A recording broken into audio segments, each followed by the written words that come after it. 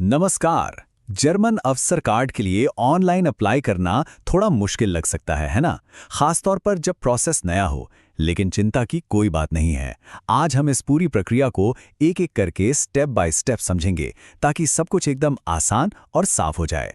तो देखिए, हम आवेदन शुरू करने से लेकर अपनी एलिजिबिलिटी चेक करने, वीज़ा फॉर्म भरने, ज़रूरी डॉक्यूमेंट्स अपलोड करने और आखिर में एप्लीकेशन को फाइनल सबमिट करने तक हर स्टेप पर साथ चलेंगे। ठीक है, तो चलिए शुरू करते हैं। सबसे पहला काम है ऑफिशियल वेबसाइट तक पहुंचना और वहां अपना एक सिक्योर अकाउंट बनाना। पोर्टल तक पहुंचना बहुत सीधा है, बस इन स्टेप्स को फॉलो करना है। हाँ, एक बात याद रखनी है, आपको अपने शहर के हिसाब से सही जर्मन मिशन चुनना होगा। जैसे अगर बैंगलोर में है तो बैंगलोर या मुंबई में है तो मुंबई। अच्छा, एप्लीकेशन शुरू करने से पहले एक अकाउंट बनाना होगा। ये भी बहुत आसान है। अपना ईमेल डालिए, एक पासवर्ड बनाइए और फिर सिक्योरिटी के लिए एक दूसरे ईमेल एड्रेस से 2 फैक्टर ऑथेंटिकेशन सेट कर लीजिए। बस। अब हम पोर्टल के अंदर आ चुके हैं और यहाँ का पहला और सबसे जरूरी स्टेप है स्कोर काउंटर। यहीं पर यह तय होगा कि आप अफसर कार्ड के लिए एलिजिबल हैं या नहीं। देखिए, ये स्टेप आपके एप्लीकेशन की नींव है। यहाँ आपको 2 मेन चीजें साबित करनी है। पहली, अनाजबन डेटाबेस पर अपनी डिग्री की मान्यता चेक करना और दूसरी, एक ब्लॉग्ड अकाउंट के जरिए ये दिखाना कि आपके पास फाइनेंशियल सपोर्ट है।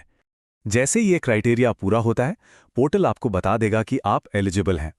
एक जरूरी बात, अगले स्टेप पर जाने से पहले अपनी प्रोग्रेस को सेव करना मत भूलिएगा।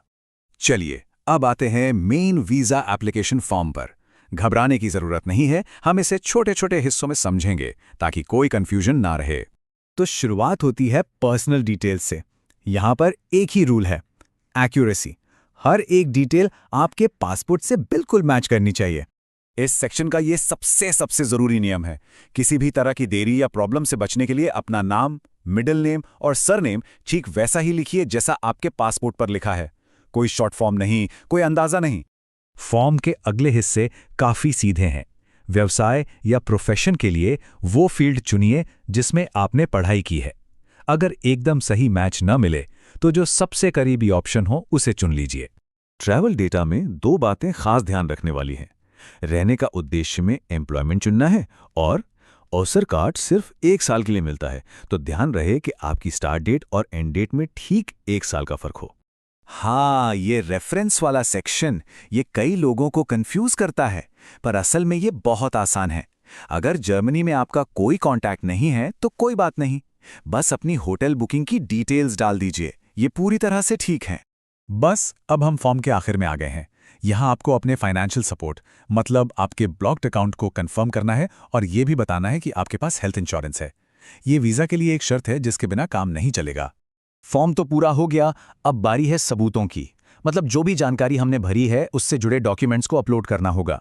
ये उन मेन डॉक्यूमेंट्स की एक छोटी सी चेकलिस्ट है जो आपको अपलोड करने के लिए तैयार रखनी होंगी।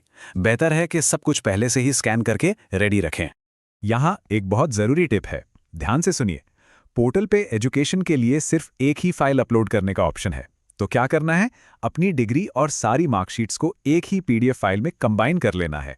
बस, हम लगभग आखिर में पहुंच ही गए हैं। फाइनल स्टेप्स में एक बाहरी सर्विस प्रोवाइडर के जरिए पेमेंट करना और फिर एप्लीकेशन को ऑफिशियली सबमिट करना शामिल है। इस लास्ट स्टेप को समझना जरूरी है। आप जर्मन पोर्टल से VFS ग्लोबल जैसी सर्विस प्रोवाइडर की वेबसाइट पर जाएंगे, वहां फीस भरेंगे और फिर पेमेंट की रसीद को वापस जर्मन पोर्टल पर अपलोड करेंगे। उसके बाद ही सबमिट बटन दबाना है। सबमिट करने के बाद क्या होगा, सर्विस प्रोवाइडर आपके एप्लीकेशन को चेक करेगा। अगर सब कुछ ठीक रहा तो आपको एक कंफर्मेशन ईमेल आएगा और फिर एक इंटरव्यू के लिए अपॉइंटमेंट का इनविटेशन मिलेगा। तो कुल मिलाकर इस पूरी प्रक्रिया में सफलता 3 चीजों पर निर्भर करती है। आपकी डिटेल्स में सटीकता, डॉक्यूमेंट्स के साथ पूरी तैयारी और हाँ, थोड़ा सा धैर्य। तो इस पूरी बातचीत से अगर एक बात याद रखनी है तो वो ये है, हर डिटेल पर बारीकी से ध्यान दें और अपनी तैयारी पूरी रखें। असल में यही सफलता की कुंजी है। ये प्रोसेस भले ही थोड़ा लंबा लगे, पर एक सही तरीके से करने पर यह बिल्कुल मैनेजेबल है। तो सवाल अब ये है कि इस गाइड के साथ क्या जर्मनी में करियर की तरफ पहला कदम उठाने का कॉन्फिडेंस आ रहा है? इस पूरी प्रक्रिया को समझने में साथ देने के लिए धन्यवाद। आपके भविष्य के लिए ढेर सारी शुभकामनाएं।